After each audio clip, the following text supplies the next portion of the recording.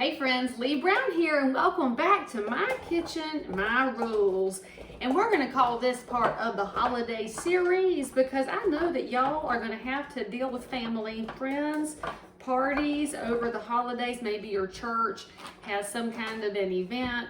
You've got to have a lot of food options available, friends, whether it's entrees, but generally it's finger food and appetizers. So we're gonna fix today a Southern classic, sausage balls. Now, I don't know how you ever go wrong with sausage balls, frankly, because everybody eats them, everybody loves them, all ages. People on a diet eat them even though they're not supposed to.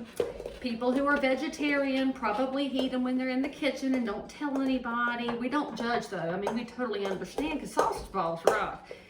So y'all know that typically I'll buy the pre-shredded cheese if it's on sale, but sausage balls require you to do it the right way. So buy the block cheese and grate it yourself because then it doesn't have all the preservatives in it.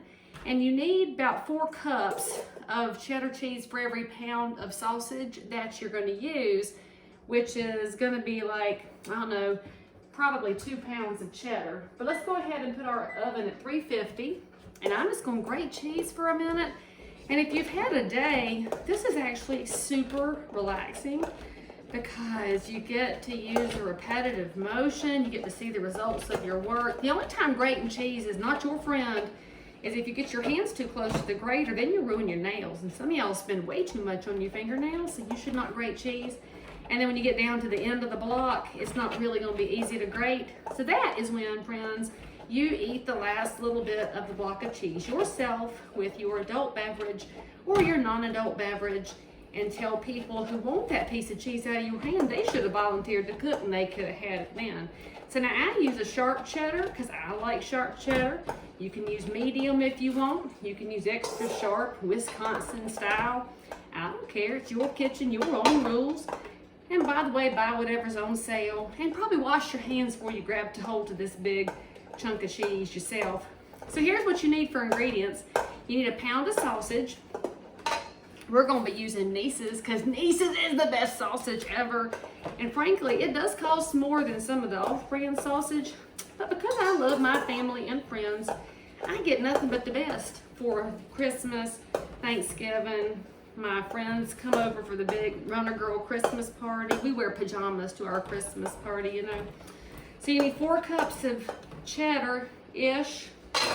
And a pound of sausage. You're gonna need 2 cups of Bisquick. So you can either buy the Bisquick in the container at the Harris Teeter or make your own. If you want to know how to make your own Bisquick, watch the video. I already showed y'all the homemade version, which is sitting here in the bowl in front of me before y'all get all excited that I remembered to prep. Just know that there's also a measuring thing inside your grater if you know where to look at it. Let me see if I can find it. It would tell me how many cups I had. Well, I'll just eyeball it, that's close enough. So that's all the more cheddar I'm gonna use. We're gonna toss in a pound of sausage. We're gonna toss in 2 cups of Bisquick. And then we got just a couple of seasonings while our oven is heating up. You're gonna need some paprika, you're gonna need some kosher salt, and you're gonna need some black pepper. Some people use parsley. I don't cotton to that myself. I don't really believe in it. So, you know, you do you. And the amount of paprika you're going to use, oh, I keep forgetting to take the paper out of this container. I'm kind of weird about my spices sometimes, so let me just take the little divider thing off so I can use the sprinkler. I think an official recipe would probably call for about a tablespoon. I like to put it in here until it covers up the top of my cheese and my block of sausage before I bust it all up. So that's probably like, I don't know. I don't have the foggiest idea how much it is, but that's what it looks like. And then you need some pepper, and the amount of pepper that you're going to use depends on who's in your family and what kind of sausage. So if you buy the super spicy sausage, be easy on your pepper. And if you like it a little bit less spicy, then that's up to you too. And for salt, you really just need salt to taste. So I'm going to get about a teaspoon's worth and sprinkle it in there because Nice's has some salt built in. Now, I'm gonna mix that up in a second, but before I mix it up while my hands are still decent, I'm gonna get my parchment paper and I'm gonna line my pan here because this stuff is from the Lord. Makes it so easy to clean up. So throw that down on my pan.